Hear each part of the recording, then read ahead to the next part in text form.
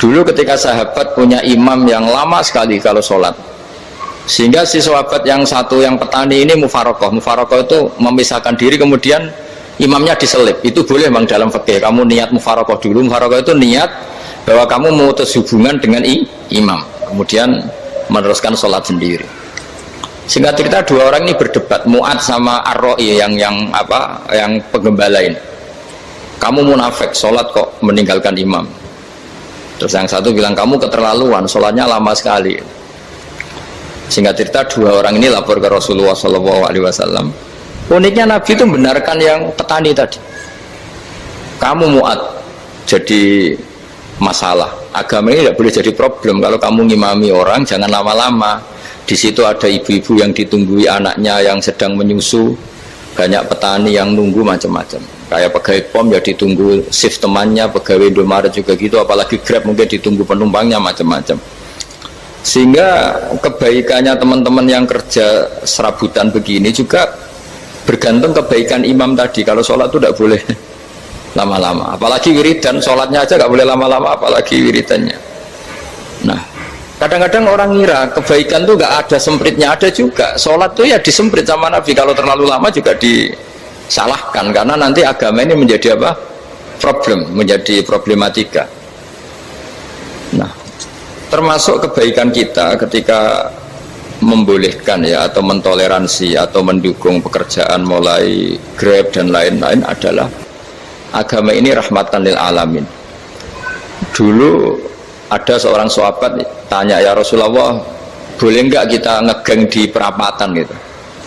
Kata Nabi, ya jangan kalau bisa, tapi kita harus natahaddasannya, itu tempat kita jagungan di perapatan, di tempat-tempat umum lagi, di halte, terus kata Nabi, nggak apa-apa, tapi fa'atut thoriq haqqaha, kamu harus memberikan hak jalan itu.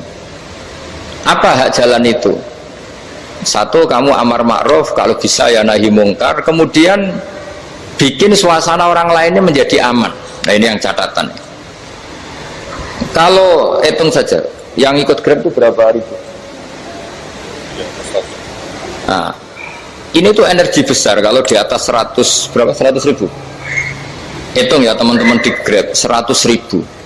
100 ribu ini kalau soleh semua, atau setengah soleh lah, kalau soleh banget keberatan deh, soleh setengah soleh.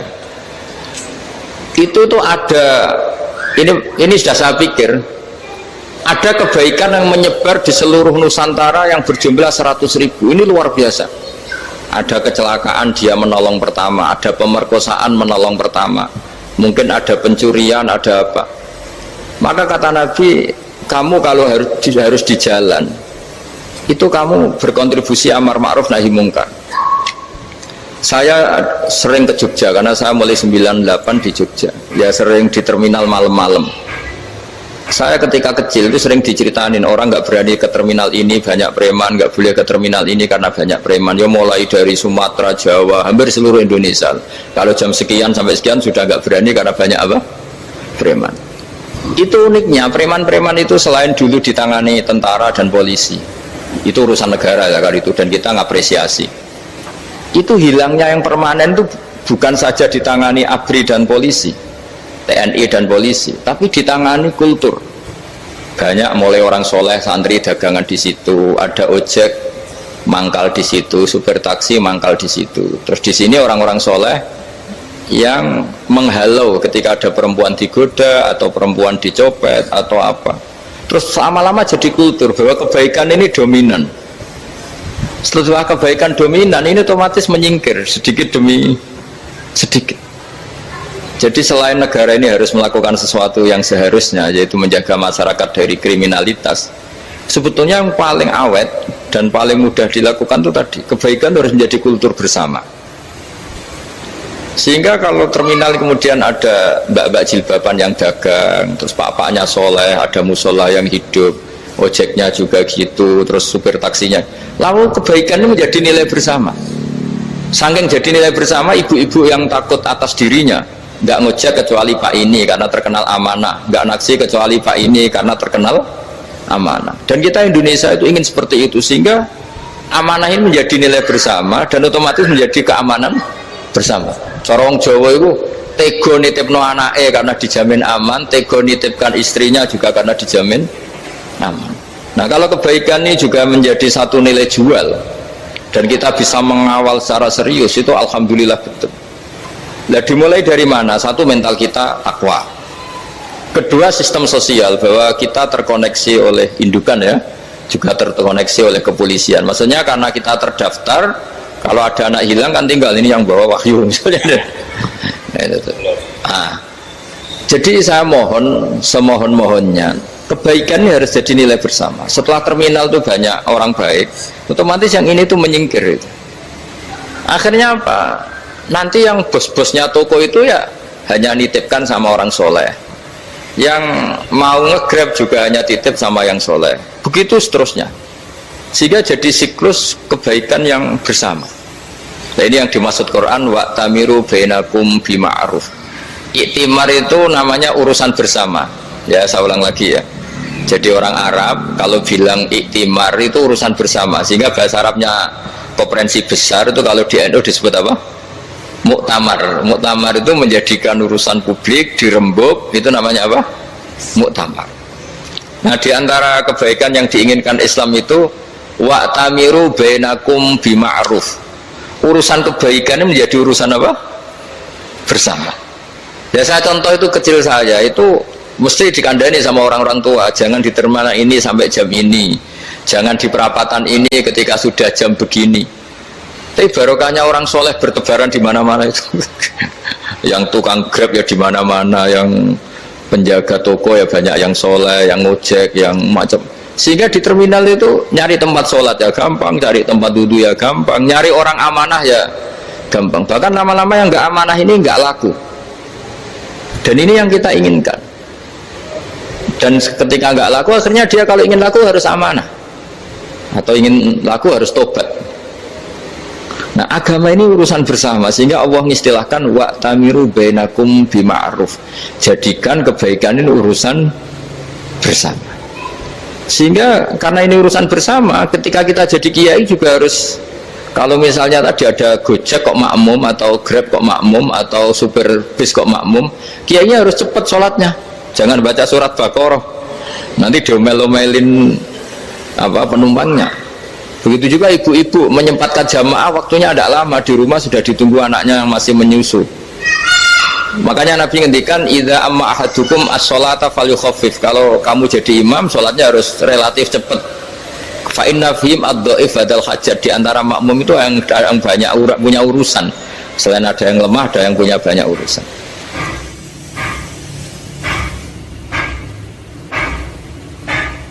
Nah, terus ketiga, masalah kekayaan hati. Kekayaan hati ini penting sekali, karena rata-rata teman di Grab itu kan miskin lah. Tapi jangan miskin sampai miskin hati itu. Bahwa kamu nyari nafkah itu sudah ibadah, berkelana di dunia Allah juga ibadah, menyaksikan macam-macamnya orang itu juga ibadah. Bahkan menambah khazanah ilmu. Di antara warisan ilmu yang kita dapatkan dari Rasulullah SAW, misalnya kamu jalan-jalan, punya kaki dua, punya tangan dua. Gara-gara jalan-jalan sering ngerti orang yang buntung. Alhamdulillah meskipun saya hanya Grab masih punya kaki utuh. Terus ketemu orang buta ya gitu. Alhamdulillah ladzi afani mimma btalaka bih. Alhamdulillah saya terselamatkan dari seperti itu. Sehingga melihat orang maksiat juga gitu. Saya meskipun gini terselamatkan dari tempat maksiat, sehingga hidup itu tidak nelongso gitu. Ada nilai lebih yang kita punyai. Jadi diantara kebaikan Islam adalah orang disuruh ingat sisi nikmat. Nah kalau nikmat itu sudah ada semua, kata Imam Ghazali, nikmat hidup. Kata Imam Ghazali, jika nggak ada kenikmatan yang Anda punyai, kamu datang ke kuburan. Disuruh datang ke kuburan. Dan kamu bilang begini, kenikmatan kembali ke dunia adalah kenikmatan yang diinginkan mulai yang mati zaman Nabi Adam sampai kiamat. Jadi kalau Fir'aun yang pernah jadi raja, Namrud, semuanya, bahkan orang-orang soleh sekalipun, kalau kamu tanya keinginan terbaiknya apa? Ingin kembali hidup untuk membenahi kesalahannya zaman hidup. Artinya apa? Kehidupan yang kita miliki sekarang adalah kenikmatan yang dirindukan mulai yang mati zaman Nabi Adam sampai kiamat. Maknanya apa? Kita punya kenikmatan yang luar biasa karena kenikmatan yang dirindukan oleh orang yang sudah mati mulai dulu sampai sekarang. Apapun masalah hidup Anda ini punya kenikmatan yang nggak tertandingi, yaitu namanya hidup. Barokahnya hidup itu kita bisa tobat. Setidaknya ingin tobat. Kalau nggak bisa tobat, ingin tobat. Makanya di Indonesia itu banyak nyuwun sewu, banyak maling yang anaknya itu soleh. Karena kalau ngandani anaknya tetap gini, wes le bapak tok sing lakoni kowe ojo. Bapak tok yang alami ini kamu jangan. Banyak di Indonesia orang nggak bisa baca Quran, anaknya hafid. Karena setiap bodoh itu tidak diwariskan. Wes le bapak tok sing bodoh kowe ojo bodoh. Mungkin teman-teman di Grab juga gitu, wes bapak tok cong sing nasib ngene kowe ojo. Jadi kebaikan begini itu akan terus-menerus diwariskan. Sehingga banyak orang tidak tamat SD anaknya dosen, nggak tamat SMP anaknya dekan. Karena setiap dari kita itu cita-cita kebaikannya menurun ke anak cucunya, keburukannya berhenti di dia. Cara wong Jawa itu bapak tok sing nglakoni. Nah, di sini saya jelaskan tentang kekayaan rohani. Jadi saya mohon ketika Anda jalan-jalan ngantar penumpang itu harus sering muji Allah Subhanahu wa taala. Ya, saya bacakan ayatnya, at-taibunal abidunal hamidun. Orang baik itu yang tobat, yang ahli ibadah. Di antara definisinya itu as-saihun, yang sering jalan-jalan. Siaka itu jalan-jalan. Jadi orang paling bejo sak dunia itu sampai harus jalan-jalan ibadah dapat uang. Tapi syaratnya ibadah. Sekali tidak ibadah dapatnya masalah kan. Sering gojekkan orang cantik terus ingat istrinya tidak cantik. Sering gojekkan orang yang sopan, yang santun terus ingat andekan ini istri saya di rumah rewel gitu. Jadi kalau kamu tidak taat itu adanya penyesalan. Di lampu merah ada orang naik Ferrari, naik Alphard, sementara kamu di rumah hanya mobil butut, kadang malah tidak punya mobil. Jadi kekayaan rohani itu dimulai dari mana? Dimulai dari taat. Cara berpikir itu taat, bukan maksiat. Sekali Anda cara berpikir maksiat, maka adanya hanya penyesalan. Semakin pengalaman di luar, semakin penyesalan. Karena di luar sana banyak orang yang dapat nikmat yang lebih dari Anda. Tapi sekali Anda taat, kamu akan mensyukuri apa yang Anda miliki dan tidak pernah ingin sama yang dimiliki orang lain. Sehingga orang-orang yang sering pergi itu sama Allah dipuji. Jadi tidak ada nabi kecuali di antara ibadahnya itu jalan-jalan. Fasiru fil ardi. Sehingga semua nabi itu mesti pernah melakukan perjalanan internasional. Rasulullah Muhammad SAW pernah jalan-jalan sampai ke Syam, padahal beliau orang Mekah. Nabi Ibrahim yang orang Syam pernah perjalanan sampai ke Mekah. Karena di antara kearifan itu ya dimulai dari apa? Jalan-jalan tadi. Kamu ngerti orang yang macam-macam. Makanya di antara kebaikan umatku kata Nabi itu siyahah fil ard, sering berkelana, tapi tentu untuk mengambil pelajaran. At-taibunal abidunal hamidun as-saihun. Nah, agama mensupport itu. Sehingga kata Nabi, jika ada orang kok sholat qobliyah, ba'diyah semuanya di masjid, sama Nabi ditegur, la taj'alu buyutakum kuburan, rumah kamu jangan jadikan kuburan, harus dapat jatah apa? Sholat. Kata ulama, kalau ada orang sering sholat di satu titik, itu ditegur, kamu harus ganti titik yang lain supaya saksi bahwa kamu di bumi sholat itu banyak. Jadi kita ya punya nilai positif juga tentang apa? Karena kita sering siyahah, kalau bahasa Arabnya itu sering keluyuran, saksi kita kebaikan juga banyak. Tapi pesan saya paling pokok tadi ya, jadikan komunitas kebaikan itu punya nilai jual. Syukur-syukur fid dunya hasanah wa fil akhirati hasanah. Ya kita bersyukurlah di Indonesia itu. Saya masih ingat kecil saya itu ya sekitar saya umur 15-14 tahun. Setiap mau pergi itu pesannya orang-orang yang sering pergi itu jangan masuk terminal jam ini, di perapatan ini, karena yang namanya preman itu dulu dominan. Sekarang sampai jam 2 ada orang pakai jilbab, kadang ya orang pakai peci, yang nggak pakai peci pun ke musola sholat terus. Yes, pokoknya kebaikan itu jadi komunitas dan jadi nilai jual. Bahkan tadi misalnya ibu-ibu yang pergi malam itu kan mesti ada orang-orang yang jadi langganannya karena terkenal apa? Amanah. Yang dititipi anak juga pilih orang yang terkenal apa? Amanah. Nah, nilai amanah ini harus kita jaga terus supaya kamu ya bisa bekerja, orang lain juga nyaman karena amanah tadi, Allah juga senang karena amanah itu perintahnya Allah Subhanahu wa ta'ala. Dan Indonesia harus menuju ke sana. Pemimpin juga harus gitu. Pemimpin bawaannya amanah, bawaannya apa, yang memilih dia juga senang karena nggak malu lah. Tapi kalau kita milih ternyata yang kita pilih tahu-tahu ditangkap KPK kan ya malu gitu. Dulu kita kampanye mati-matian ternyata dia ditangkap KPK. Tapi kalau dia amanah kan ya senang. Sama kalau tukang Grab ketangkap satu karena penodaan atau karena pengkhianatan, yang malu juga semua karena kadang-kadang nanti digeneralisir seakan-akan semuanya seperti itu. Tapi dengan reputasi panjang nggak pernah terjadi apa-apa dalam Grab kan otomatis lainnya juga terangkat. Nah, ini yang dimaksud wa'tamiru bainakum bima'ruf. Jadikan kebaikan itu urusan bersama. Makanya andaikan negara itu sudah mengoptimalkan polisi, TNI untuk meringkus preman, oke, itu baik. Tapi ya lebih awet lagi kalau itu ditopang masyarakat. Karena yang nggak amanah terkucilkan, terus akhirnya Grabnya nggak laku, akhirnya dia dipecat, akhirnya kan yang maksiat hilang, yang kriminal hilang, yang ada hanya Grab yang baik. Begitu juga di dunia apapun. Itu yang dimaksud wa'tamiru bainakum bima'ruf. Jadikan kebaikan ini urusan bersama. Nah, karena kita baik, otomatis jadi teladan yang baik bagi anak kita, istri kita, tetangga kita. Dan karena kita baik, maka terhormat. Sehingga orang melihat Grab itu simpatik, respect, karena reputasinya baik. Nah, karena orang respect tidak dicibir. Barokahnya tidak dicibir, tidak mangkel.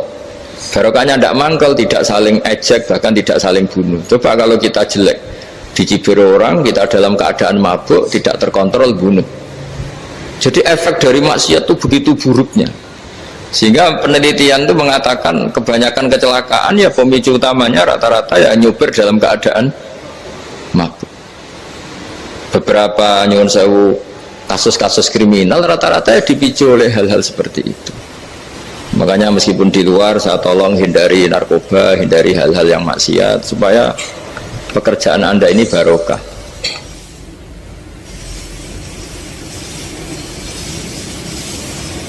Kemudian yang terakhir saya beri ijazah tentang Al-Fatihah ya, karena ini surat yang populer.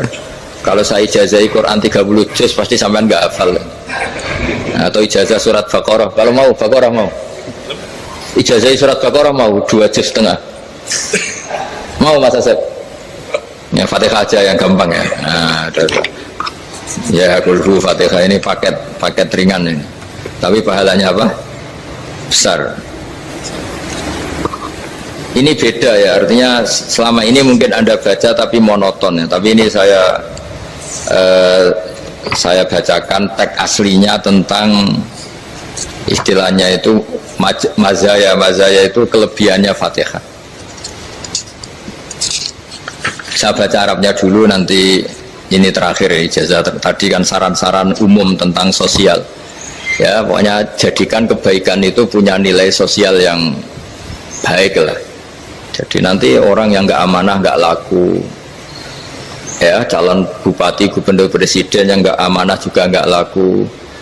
Begitu juga kiai yang tidak amanah juga nggak laku, suami yang nggak amanah juga nggak laku, istri yang nggak amanah juga. Sehingga kebaikan ini jadi nilai sosial yang dalam tanda kutip sudah keniscayaan ya.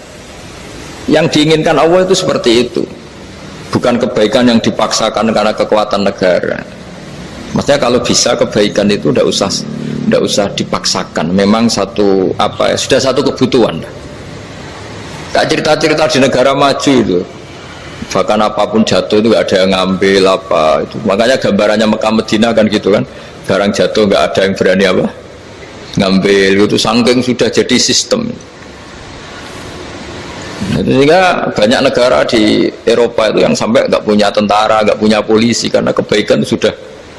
Nah kita kan masih capek, polisinya aja capek, apalagi masyarakatnya, karena ya apa ya, kebaikan itu belum jadi nilai apa bersama. Lah kita selain ditopang negara, ada polisi, ada tentara, itu kita usahakan kebaikan itu jadi nilai apa bersama. Ya, tadi wa tamiru bainakum bima'ruf. Dan kita punya reputasi yang bagus dalam bab ini. Saya masih ingat kecil saya itu yang jilbaban hanya keluarga kiai. Sekarang rata-rata masyarakat itu jilbaban. Dulu yang sekolah SMP, SMA itu jilbaban kadang dulu malah dilarang ya, harus sama seperti itu seragamnya. Sekarang sudah boleh. Dan nyaman. Lama-lama yang dapat simpatik ya yang pakai pakaian model tertutup seperti itu. Lama-lama gamane cara wong golek mantu ya golek yang seperti itu daripada yang blodor. Lama-lama jadi nilai bersama. Ya ingin saya seperti itulah. Di terminal juga sama. Orang mau makan cari warung yang kelihatan ada ayat kursinya, pakai jilbab, atau paling tidak dia nggak mungkin lah nyuguhkan yang tiren atau yang haram. Akan ada garansi sosial. Ada apa? Ada garansi apa? Sosial. Dengan penampilan yang soleh itu kan, masa iya nyuguhkan oplosan babi gitu misalnya itu. Jadi nilai sosial itu harus, ya tadi harus benar-benar jadi nilai. Sehingga negara biar gak capek-capek. Polisi juga gak capek kan, karena tugasnya corong Jawa mau ngawat-ngawati tok, tapi tidak perlu tegang karena kebaikan sudah jadi nilai apa bersama. Ya, ingat-ingat ya ayatnya tadi, wa tamiru bainakum bima'ruf. Jadi kebaikan itu harus jadi nilai bersama. Iktimar itu menjadi urusan bersama. Makanya kalau kita rapat besar disebut apa? Muktamar. Muktamar itu urusan bersama. Ya tadi imamnya sholat juga menopang Gojek karena nggak lama-lama nopang Grab, nopang Kernet, nopang penjaga Indomaret, penjaga bensin, pom bensin. Nah dia hanya punya waktu 5 menit terus imamnya baca Baqarah kan. Iya imamnya mursyid, mungkin dia tambah lama tambah dapat aplaus dari muhibbinnya, tapi makmumnya dia tambah lama tambah dapat penghormatan dari pecintanya, tapi kitanya wah khusyuk wali kan, dia dapat status naik lah. Kita yang sudah tidak ikut jadi wali diganggu apa pekerjaannya. Kalau ada imam seperti itu sampai mufarokoh saja, niat ya Allah sampai sini saja saya makmum orang itu, silakan orang itu punya urusan sendiri dengan jenengan, ya sudah, atau salib saja apa ya, itu boleh. Kalau dalam fikih namanya apa mufarokoh. Mufarokoh itu niat, tapi kamu jangan langsung selonong mufarokoh, niat dulu pamit sama Allah bahwa sekarang mau mufarokoh. Ya, tapi ya jadi sholat yang aneh kan, imamnya masih rukuk, kamu terus sujud, terus apa-apa selesai ya. Mungkin dalam pandangan itu orang lain ini maksudnya makmum gimana ini kok begini. Tapi sudahlah, Allah Maha tahu. Nah, insya Allah dimaklumi. Ya saya baca tentang Fatihah ya, karena sampean pasti sering baca Fatihah. Supaya apa? Sekaligus jadi jimat lah gitu. Jadi kalau kamu sering di jalan-jalan yang mungkin sepi, atau mungkin kan tidak semua teman Grab itu nasibnya bagus yang di Semarang Jogja, mungkin yang di Kalimantan di Papua kan ada yang 10 kilo gak ketemu rumah ya kan, yang lihat di TV-TV itu kan kasihan kan, sudah 10 kilo gak ketemu rumah, penumpangnya kuwekar preman tuh kan, ini makan orang enggak kan, udah kan ujiannya dua. Kalau penumpangnya cantik itu ya kecoba syahwat, kalau preman takut. Jadi orang itu selalu ujian itu. Sing sedengan itu kan jarang orang itu. Jadi kalau penumpangnya perempuan cantik ujiannya itu syahwat, kalau preman ujiannya ketakutan. Kalau orang yang lemah bawa uang ujiannya kamu ingin garong. Jadi hidup itu memang semuanya ujian. Liyabluwakum ayyukum ahsanu amala. Makanya saya sering ditanya oleh teman-teman, Gus, nah ujiannya kenal wong wedok elek piye? Sama, kenal wong ayu ujiannya syahwat, kenal wong elek ujiannya ngenyek, itu sama-sama dosa. Syahwat ya dosa, ngenyek juga dosa. Wah elek keriting untune metu ya dosa, ngomong gitu. Kadang-kadang orang berpikir enak kancanan wong elek gak dosa. Kata siapa? Kancanan wong elek itu ya dosa, karena bawaannya ngenyek. Ngenyek itu menyepelekan itu. Makanya saya itu ya gak mau berteman sampean. Nanti kan bawaannya ngenyek atau seneng ya tidak tahu. Ya sudah, ada takdir saja, kalau ketemu ya tak ulang ngaji gitu. Tapi ini ngaji terakhir, setelah ini ngaji biasa aja, tidak usah resmi gini. Ngaji kok resmi aneh. Pokoknya nanti suatu saat kalau pandemi sudah berlalu saya akan ngaji Rebona, ini ngaji. Ini ngaji yang kurang bagus karena ngatur kiai kurang berkah ini. Nanti tapi ya lumayan lah, masih mau ngaji. Ngaji kok tanggal ini jam ini.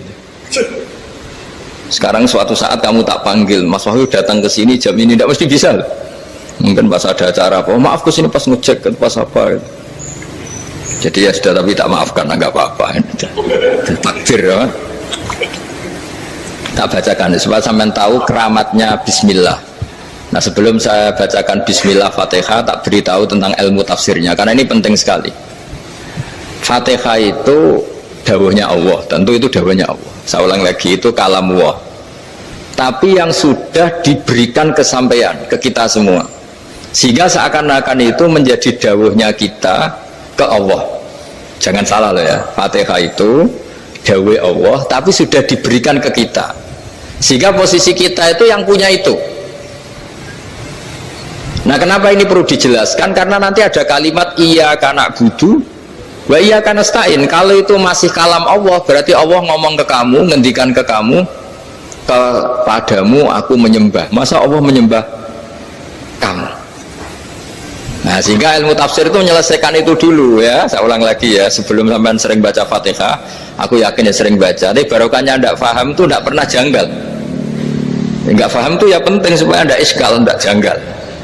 Sebetulnya di kalimat itu ada yang janggal. Kalau Fatihah itu kalimatnya Allah atau kalam Allah, bagaimana dengan kata-kata iyyaka na'budu? Masa Allah ngendikan ke kita, kepadamu kami menyembah?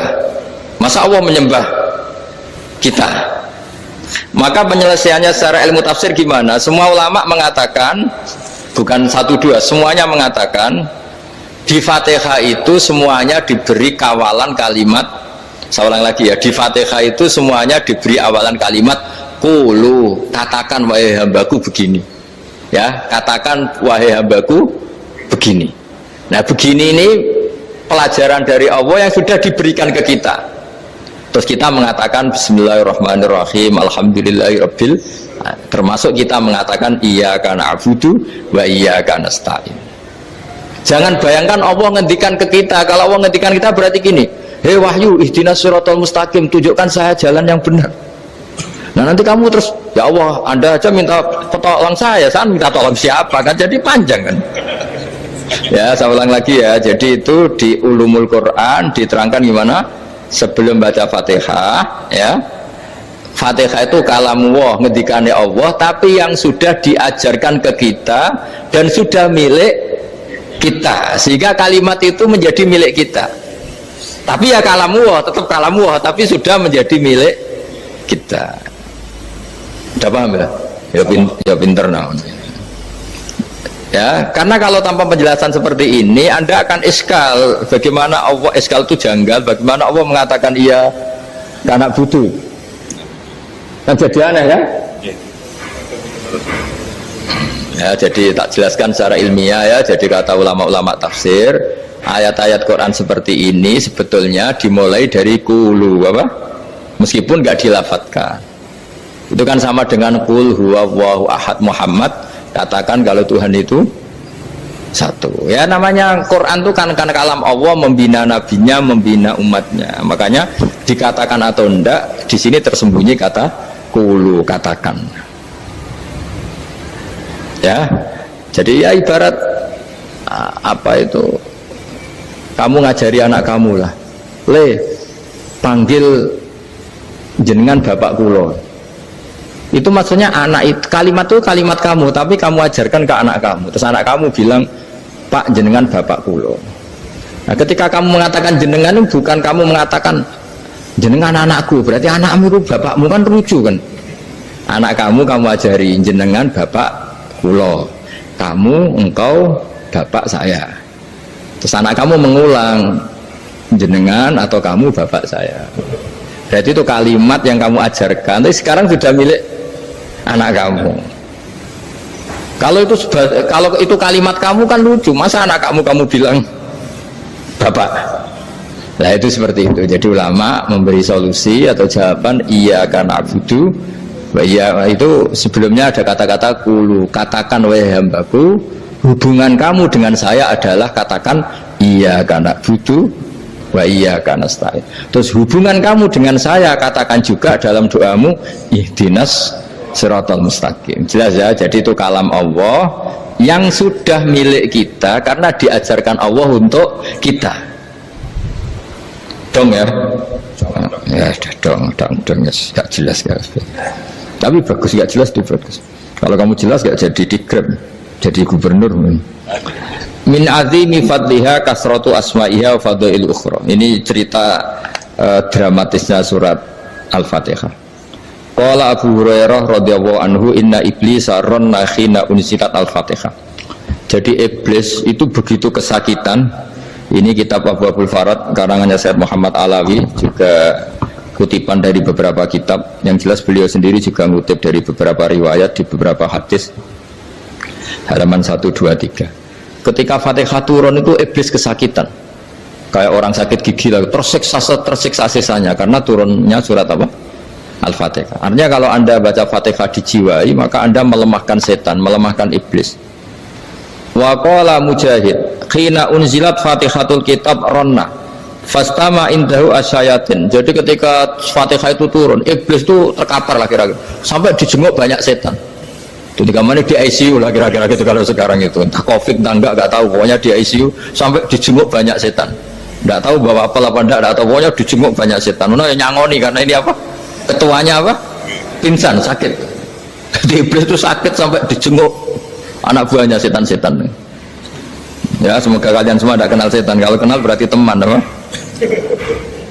Wa qalu misla dzalik wa qala lahum laisa mimma taquluna syai'un walakin unzilat suratun laisa ajru qailiha illa an harramallahu alaihi nar jahannam. Saya ini bukan sakit fisik, kata iblis. Kamu tidak usah jenguk saya, datangkan dokter terbaik, tidak usah. Saya ini tidak sakit fisik. Saya ini sakit karena ada surat yang diturunkan, yang pahala yang melafatkan surat itu pasti selamat dari neraka.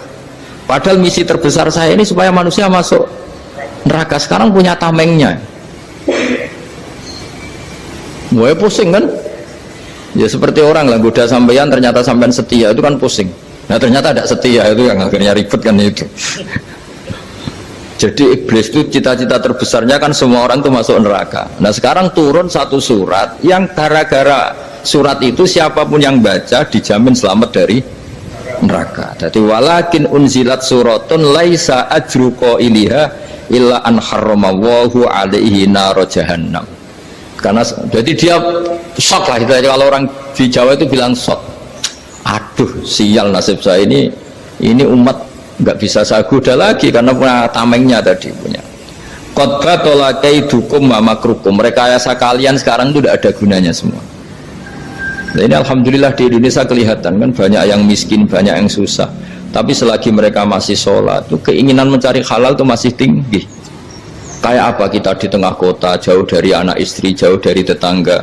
Biasanya kalau orang jauh dari anak istri, tetangga kan sakar PDW. Tapi yang soleh masih banyak, sudah jauh dari keluarga tetap lurus. Loh, kalau yang dekat lurus kan wajar, konangan wong akeh kan. Ini sudah jauh masih lurus. Nah ini nggak lepas dari barokahnya surat apa? Surat Fatihah tadi. Jadi karena ada surat yang menjamin pelafalnya atau qailiha terbebas dari api neraka. Wa qalat as-sayatinu lahu is ayyusai'in ta'muruna ya maulana. Faqala lahum idhabu wajtahidu hatta tukhfilu qulubahum hatta la yaqulu hadhihi surah. Lalu kita gimana, jari para setan begitu. Lalu kita gimana? Terus kata iblis, sudah bikin mereka lupa sehingga tidak baca lagi. Selagi masih baca kita pasti keok. Jadi kalau sampean sudah jarang baca Fatihah itu berarti sudah bagian dari kemenangan apa? Iblis. Jadi kalau sampean sudah jarang baca Fatihah itu berarti bagian dari kekalahan Anda, kemenangan iblis. Masih sering baca? Alhamdulillah. Berapa kali? Pertama kali sholat. Dan sama lagi? Ya, kalau ngajarin itu juga saya juga. Kok 5 kali tok itu? Berarti pas sholat fardu tok itu? Enggak 5 kali, itu mendingan itu 17. Kamu itu ngitungnya jangan 5 ini. 5 waktu saja. 5 waktu itu berarti lumayan lah. Berapa? 17 ya? Ya. 17 ya? Ya. 17. Tapi kalau makmum tuh sering separuh kan, apalagi makmum tarawih. Ya kan? Makmum tarawih itu bacanya Fatihah ada yang sempurna enggak ya? Ya enggak lah. Baru alhamdulillah rabbil alamin mampu ruko ikut ruko ini gitu. Makmum kan yang tarawih teman. Kalau tarawih jarang sempurna ya. Fatihahnya itu kan imam sudah ruko Kamu bacanya Fatihah sampai mana tuh? Baru setengah ya. Ya paling pas tarawih aja kan enggak sempurna ya. Apalagi kalau imamnya sing kilat, waduh malah. Nah, ketika Fatihah itu sebegitu keramatnya, sebegitu topnya, itu setan rapat, singkat cerita itu yang tadi dipimpin oleh iblis yang sedang terkapar apa? Terus tadi obatnya nggak ada, cuma dia shock karena ada surat yang turun yang melafatkan itu pasti selamat dari apa? Neraka. Nah ini gimana saran Anda? Terus sarannya adalah bikin orang-orang itu lupa, tidak baca Fatihah. Nah ini rapatnya iblis. Idzabu wajtahidu hatta tufilu qulubahum hatta la yaqulu hadhihi surah.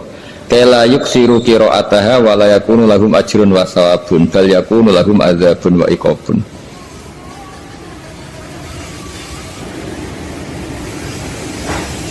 Jadi saya mohon selama ini Anda sudah baca, tapi mungkin hanya rutin saja. Napa rutin saja? Tapi barokahnya ngaji ini kamu punya kekuatan atau punya semangat membaca karena ini surat yang luar biasa. Ibarat gini, kalau sampean tanya, saya juga sering mikir, masa Gus hanya surat kok punya kekuatan seperti itu? Di dunia ini kata Allah, mulai Nabi Adam sampai kiamat, nggak ada yang bisa menandingi kekuatan kalimah. Kalimah itu kata-kata, nggak ada yang bisa menandingi kata-kata. Misalnya Anda nge-grab berangkat, istri cuek, berangkat cuek, itu beda dengan ketika meskipun satu kalimat, wes Pak, muga-muga dilindungi pangeran, mungkin jenengan selamat, itu menjadi teduh dan semangatnya luar biasa karena kayak mendapat support. Jadi kira-kira kalimat itu hubungannya kita dengan Allah. Fatihah itu seperti itu. Kamu melafadzkan satu kata-kata yang dibenarkan langit bumi, dibenarkan aras, dibenarkan malaikat, dibenarkan semua penghuni di dunia ini. Sehingga itu efeknya luar biasa. Itu seperti gini ya, kamu cerai sama istri, terus nikah lagi katut babon. 10 tahun anak kamu dididik, ibunya benci kamu. Dan memang Anda layak dibenci. Dididik. Dan sampai nggak pernah manggil kamu Pak. Suatu saat kamu tentu rindu kan ingin dipanggil bapak oleh anak kamu. Suatu saat anak ini manggil kamu Pak E. Itu senengnya bukan main, hanya sebuah kata-kata. Makanya kadang-kadang orang itu tanya sama kiai, ijazah lafadz ini gunanya apa sih? Itu ijazah-ijazah itu untaian kata-kata. Yang kata-kata ini dibenarkan langit dan bumi dan aras dan para malaikat, sehingga efeknya itu luar. Nah ibarat seperti itulah, kamu melafadzkan Fatihah itu melafadzkan kata-kata yang dibenarkan Allah dan Rasul dan semua malaikat, semua penghuni langit. Maka ini efeknya pasti luar. Nah di sini lah orang-orang dulu itu tahu keramatnya itu, sehingga ketika melawan Belanda, melawan Jepang dulu itu kalimat-kalimat itu menjadi mantra yang luar biasa. Doa lah, doa yang luar biasa. Tapi di era modern karena orang sudah tidak ngerti itu, dianggap itu mantra, jimat, khurafat, bid'ah, waduh ribet menemal. Sebetulnya tidak seperti itu. Memang kata-kata ini kekuatannya luar biasa. Sama kesakitan hati kamu juga karena itu. Wis ngojek wangilan. Lha Pak di bojo kok kowe gagah tok kere. Wah, iku seling terus mesti. Padahal kalimat itu kan tidak melukai secara fisik, tapi apa kerjanya sesuk sarasa-rasen. Karena terus dengan pengadilan seperti itu kan, ngapain kerja demi perempuan yang seperti ini? Lagi-lagi kata-kata ini luar.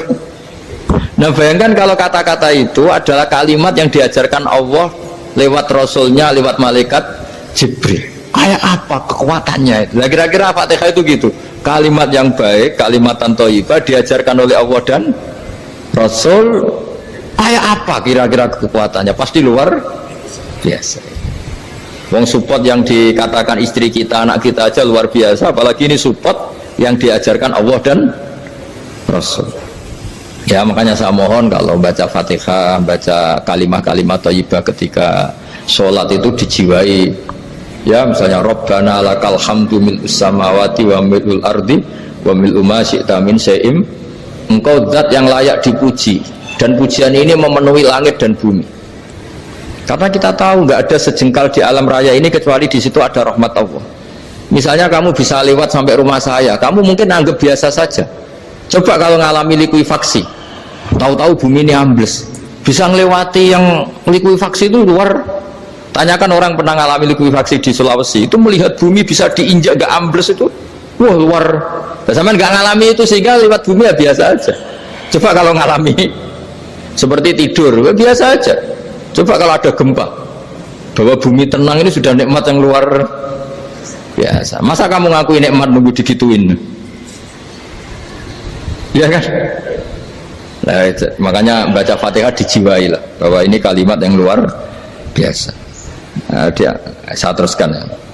Warwa Muslimun fi sahihihi an Ibnu Abbas radhiyallahu anhuma annahu qala bainama Jibril alaihi salam qaidun dan Nabi itsami anaqidan min fawqih farafa ra'sahu faqala hadza babun minas sama futihal yawma lam yuftaqadu ilal yaum fanazala minhu malakun faqala hadza malakun nazala ilal ardi wa lam yanzil qattu illal yauma fasallim waqal abshir binuraini qad uti tahuma lam yu'tahuma nabiyyun qablak fatihatul kitab wa khawatimu suratil baqarah. Jadi suatu saat Jibril ini jagongan kira-kira gitu sama Rasulullah, tahu-tahu langit itu gemuruh. Langit gemuruh kata Jibril, terus semuanya ngangkat kepala ke langit, ini pintu langit baru ini dibuka, yang sebelumnya tidak pernah dibuka seperti ini. Turunlah malaikat, yang malaikat ini pun malaikat spesial, yang nggak malaikat murahan lah kira-kira gitu, yang nggak pernah turun ke bumi kecuali juga saat itu dengan penyambutan yang luar biasa, dengan semuanya tidak pernah terjadi hanya karena bahas surat Fatihah. Jadi ini surat yang luar biasa, pengawalannya lewat malaikat yang spesial, nggak pernah turun di bumi kecuali saat itu, penyambutannya juga nggak pernah seperti itu, baru seperti itu. Jadi semuanya itu spesial. Nah, kenapa ini spesial? Karena di situ ada isi puja-puji kepada Allah Subhanahu wa Ta'ala. Ada ikrar kita, alhamdulillah rabbil alamin ar-rahmanir rahim. Ikrar ini penting. Kalau contoh paling gampang gitulah, kamu punya istri selama ini cerewet terus, suatu saat ngomong, Pak, tak angen-angen rawono wong lanang koyo sampeyan. Itu langsung tidak ada lelaki sebaik engkau. Itu sampean senengnya masya Allah, karena ada ikrar dari seorang istri ke kamu. Nah, bayangkan kalau ikrar kita sebagai hamba diakui oleh Allah Subhanahu, maka ikrar ini akan dicatat sebagai kebaikan kita yang kita panen nanti di akhirat, karena ada ikrar. Kita ikrar bahwa alhamdulillah rabbil alamin, kita ikrar ar-rahmanir rahim, kita ikrar maliki yaumiddin, kita ikrar iyyaka na'budu wa iyyaka nasta'in. Sampean misalnya jadi orang Indonesia, ketemu orang Indonesia yang makmur di Jerman, terus lupa Indonesia. Kamu orang Indonesia? Enggak, saya ada orang Indonesia. Mangkel gak kira-kira? Mangkel. Karena salah ikrar kan gitu. Ya, jadi saya mohon jangan anggap kalimat itu hal yang biasa, tapi luar biasa. Nggih, ngoten mawon. Assalamualaikum warahmatullahi wabarakatuh.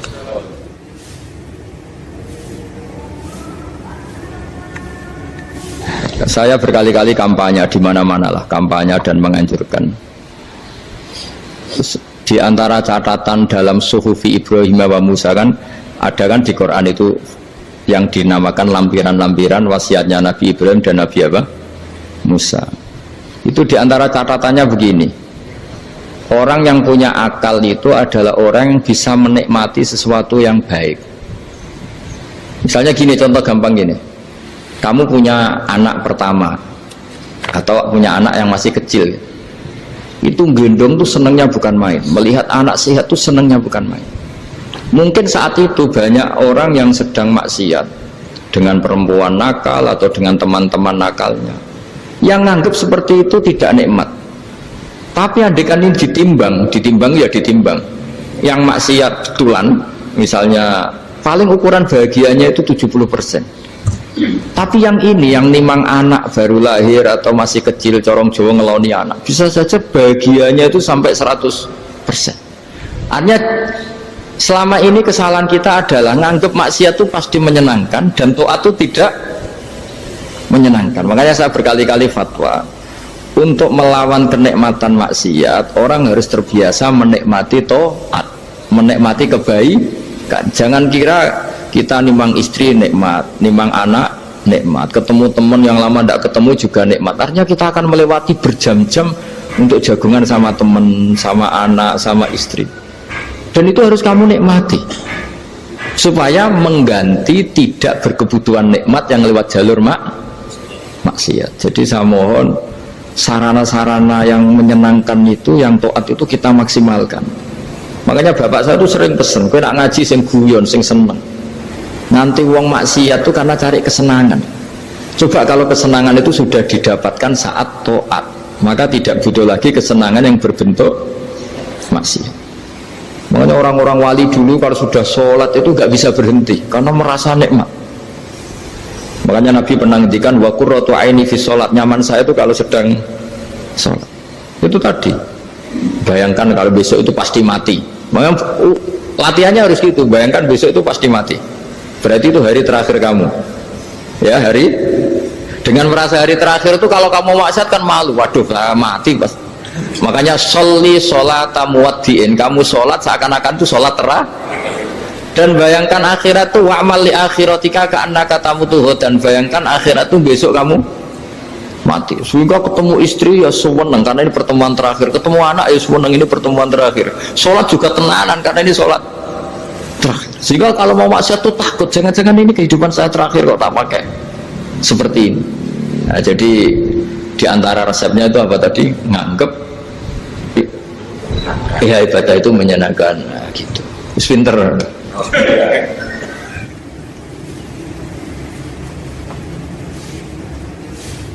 Oke, satu pertanyaan lagi, Gus. Ini ada pertanyaan dari teman-teman mitra driver Grab. Saat mengantarkan barang, tiba-tiba azan waktu sholat, ya, Gus. Lalu kita sebagai driver harus sholat dulu atau menyelesaikan orderan dulu, karena itu juga amanah kan orderannya itu. Mungkin nganter barang atau mungkin nganterin penumpang. Mengingat barang tersebut sudah ditunggu pemiliknya dan penumpang tersebut juga sudah ada janji yang lain, gitu. Nyuwun pencerahannya, Gus, gitu. Begini ya, ini kan fikih sosial ya. Saya jawab, ini memang harus pakai fikih, nggak pakai rasa. Saya ulang lagi, pakai fikih, nggak pakai rasa. Waktu sholat itu kan banyak ya, diantaranya maghrib dan isya, duhur dan asar, terus subuh sendiri. Ya, ben zaman belajar fikih, orang belajar tasawuf ya. Nah, kalau subuh itu tidak ada toleransinya kalau waktunya sudah tinggal 10 menit karena tidak ada jamak. Ya, tidak ada apa? Jamak. Sehingga misalnya kalau kamu ngojek waktu tinggal 10 menit ya harus sholat. Tapi kalau sekedar dengar azan ya, ini penanyanya kayaknya itu teman kamu, jadi fikihnya kayak kamu, gak jelas. Azan itu kan bukan akhir waktu sholat. Azan itu bukan akhir waktu sholat, tapi awal sholat. Itu tidak harus supir Grab, tidak harus supir Gojek. Meskipun kamu makan ada azan ya teruskan saja, kan tidak akhir waktu sholat.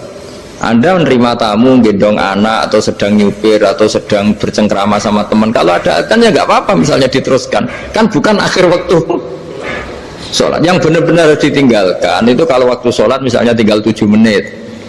Atau tinggal 8 menit. Waktu yang mau tidak mau kamu harus tasarrufkan, kamu peruntukkan injury time gitu. Nah, injury time. Ya, gitu aja kok gak tahu ya. Nah, lalu misalnya, kalau pertanyaan tadi mestinya kelasnya itu kelas afdoliyah. Utamanya gimana? Kalau wajibnya belum ada karena kan waktunya masih panjang. Jadi pertanyaannya bukan wajibnya tapi sebaiknya, karena ini semuanya belum mendesak kan. Andai kan kamu teruskan nganter barang kan tidak ada jaminan waktunya habis. Padahal kalau kamu memaksa sholat, mungkin citra kamu sebagai supir Grab tidak baik karena dianggap mengabaikan konsumen. Nah, terus kedua menyangkut jarak. Oke, seperti itu. Nah, sekarang kalau pertanyaannya dibalik, makanya yang dibalik ini agak ribet. Waktu sholat tinggal 8 menit. Ada konsumen yang minta diantarkan saat itu dan acaranya ke mall happy-happy, maka fatwa kita sebagai ahli fikih ya tantang saja, saya mau sholat dulu, kalau nggak sabar ya silakan cari yang lain kalau acaranya ke mall. Tapi kalau acaranya kelahiran atau transfusi darah atau mau nganterin darah ke pasien yang sudah koma, maka kita langsung, karena ibadah sosial itu didahulukan mengalahkan ibadah yang haknya Allah, karena Allah itu zat yang tidak butuh ibadah kalian. Tapi kalau pasien ini kalau nggak nang kesampaian darahnya mati misalnya, Jadi kamane Allah luwih apian lah gitu. Makanya masyhur kalau dalam fikih hak Allah sama hak Adam ini dimenangkan hak Adami, tapi bukan karena Allah kita kalahkan. Allah tidak butuh itu semua. Jadi dikalahkan tapi bukan karena kalah, justru karena ada butuh. Ya ibarat gini lah, Allah itu saking baiknya Allah kan pasti di atas orang tua kita, itu pasti ulang lagi, baiknya Allah pasti di atas orang tua kita saja baik, apalagi Allah. Misalnya orang tua kamu butuh uang 5.000, adik kamu butuh uang 5.000, adik kamu yang kecil atau ya, kira-kira orang tua kamu tuh nyuruh dikasihkan beliau ke adik kamu, kira-kira saja ke adik kamu. Nah Allah itu saking baiknya, hal yang terkait Allah, misalnya tadi sholat tepat waktu sama ibadah sosial, itu disuruh ibadah sosial. Karena ini kalau nggak kesampaian transfusi darahnya atau apalah, atau kamu dokter yang harus mengurus operasi, waktunya tinggal 5 menit, kamu harus ngoperasi pasien dulu, karena Allah bisa menerima sholat kamu. Nah tak terangkan lagi, ini fikih terus. Lalu sholat yang apa? Kalau sholat itu antara maghrib dan isya, dan nanti yang terlambat itu maghrib, kita ngikuti ulama yang mengatakan jika ada darurat maka maghrib dan isya boleh dijamak meskipun tidak atas nama pergi. Kan jarak kamu kan tidak jarak masafatu qasrin. Artinya apa? Misalnya saya dokter harus operasi, waktu saya tinggal 8 menit mau maghrib, ternyata harus ada operasi. Kalau saya nggak nangani mati, saya harus operasi. Dan nanti waktu saya maghrib habis itu tidak harus dikatakan kodok atau yang mengeluarkan maghrib dari waktunya. Bisa saja menurut ulama dianggap boleh dijamak takhir dengan isya, karena kondisinya masih waktu jam'in. Begitu juga zuhur dengan asar. Tapi kalau waktunya itu asar, tinggal 8 menit, kemudian harus ada operasi, ya kita operasi. Waktu asar kita mundur sampai maghrib, namanya kodok yang dimaafkan Allah. Ya namanya tetap kodok karena asar nggak bisa dijamak dengan maghrib. Jadi ini fikih ya. Jadi jawabnya harus jelimet. Jadi saya ulang lagi ya. Tadi kan pertanyaannya dengar adzan. Kalau adzan kan waktunya masih panjang. Apalagi misalnya maghrib kan waktunya kan taruh saja ada waktu seperempat jam. Ternyata andekan kamu antar hanya butuh waktu 7 menit, kan nggak ngefek sama sama saya nyanda. Nah, nyanda.